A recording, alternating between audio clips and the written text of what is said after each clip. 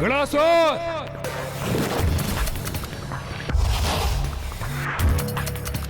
गणासुर, अब उचित समय है, आगे बढ़ो। उस देवी आदिशक्ति के पूजा स्थल पर पहुंचकर उसके अनुष्ठान को बाधित कर मेरे समक्ष प्रस्तुत करो। अंततः गणासुर भी कुछ ऐसा करेगा जिसमें उसे अत्यंत आनंद आएगा। देवी आदिशक्ति, तैयार हो जाओ गणासुर के आगमन के लिए।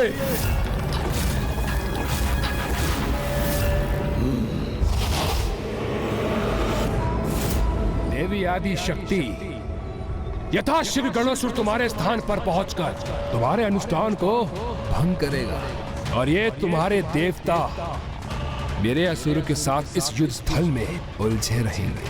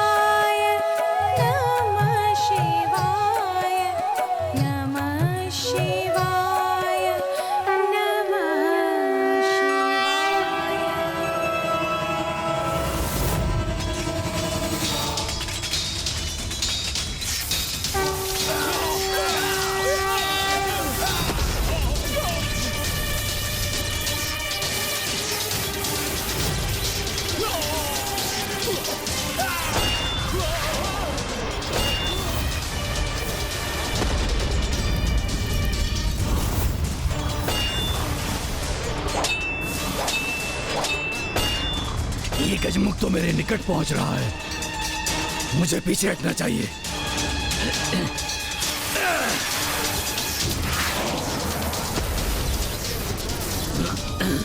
दुष्ट असुर, अब मैं तुम्हारी इस ऊर्जा से और विनाश नहीं करने दूंगा।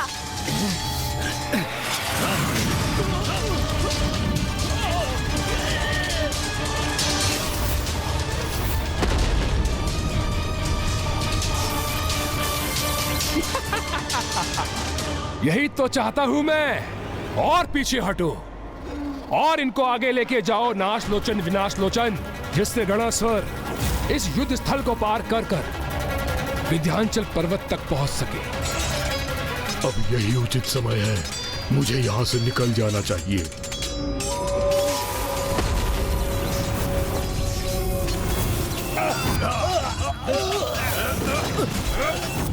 बहुत महत्वपूर्ण कार्य करना है मुझे, सभी की दृष्टि से बचकर आगे बढ़ना है।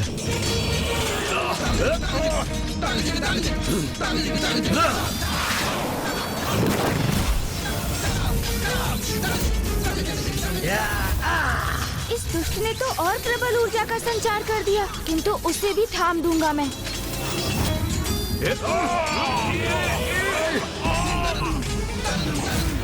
उचित अवसर है ये, यहाँ से आगे निकलने का गणासुर।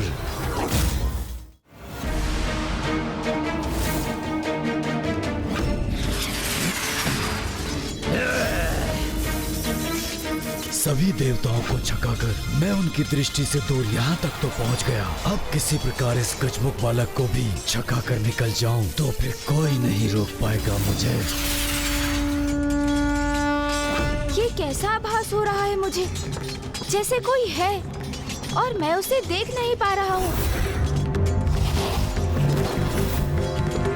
ये भ्रम था मेरा, अन्यथा जैसे किसी आसुरी शक्ति की उपस्थिति का आभास हुआ मुझे इन्हें भ्रमित करना ही होगा ताकि ये गणासुर को देख न सके, अन्यथा वो अपनी योजना में असफल हो जाएगा।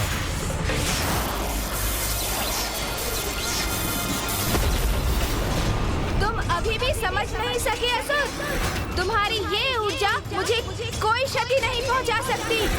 अभी तो इससे तुम्हें ही आहत करूंगा मैं।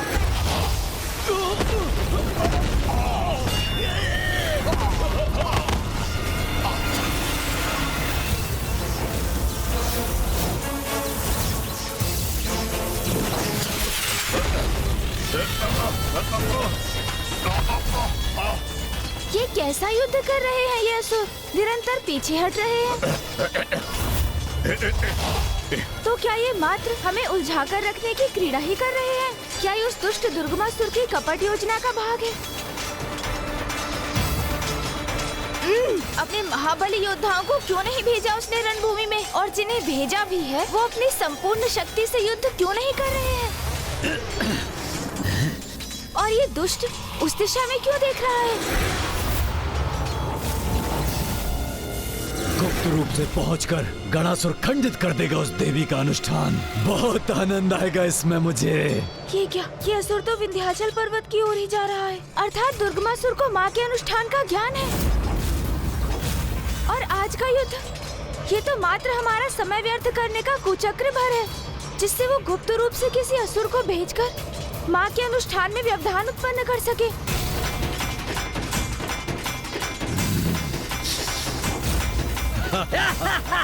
मात्र 2 महाबली असुर क्यों हैं यहाँ? अन्य सभी कहाँ? और दुर्गमासुर स्वयं युद्ध क्यों नहीं कर रहा है? क्या छल है इसके पीछे?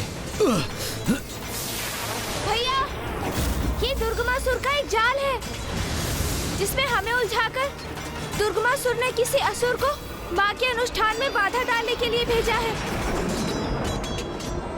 और माँ ने तो प्रण लिया है कि इन दिवसों में वो अस्त्र शस्त्र कदापि धारण नहीं करेंगी। अर्थात वहाँ किसी असुर की उपस्थिति एक बहुत बड़े संकट का संकेत है भैया। उचित कह रहा है गणेश। माँ अस्त्र धारण नहीं करेंगी तो नव दुर्गा माता भी स्वयं माँ की ही अंश होने और पूजा में उनकी सहायक रहने के कारण माँ के समान ही अस्त्र शस्त्रों से दूर रहेंगी। ये कपट है इन दुष्ट असुरों का। इन दुष्टों से और अपेक्षा भी क्या की जा सकती थी? बहुत हुआ रक्षात्मक युद्ध, अब आक्रामक युद्ध करेंगे हम।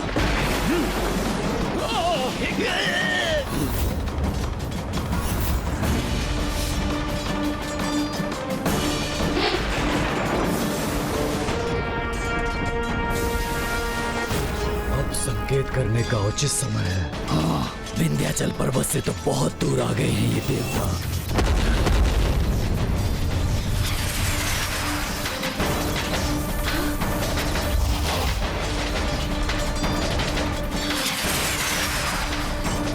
छल, बहुत बड़ा छल।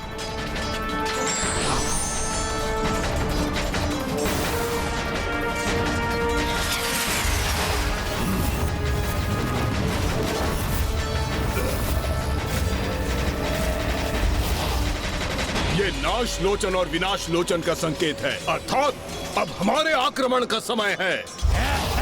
असुरों, इन देवताओं को इस युद्ध में इतना उलझा दो कि कोई गणासुर को रोक ना पाए और माता की पूजा भंग करने में वो सफल हो जाए।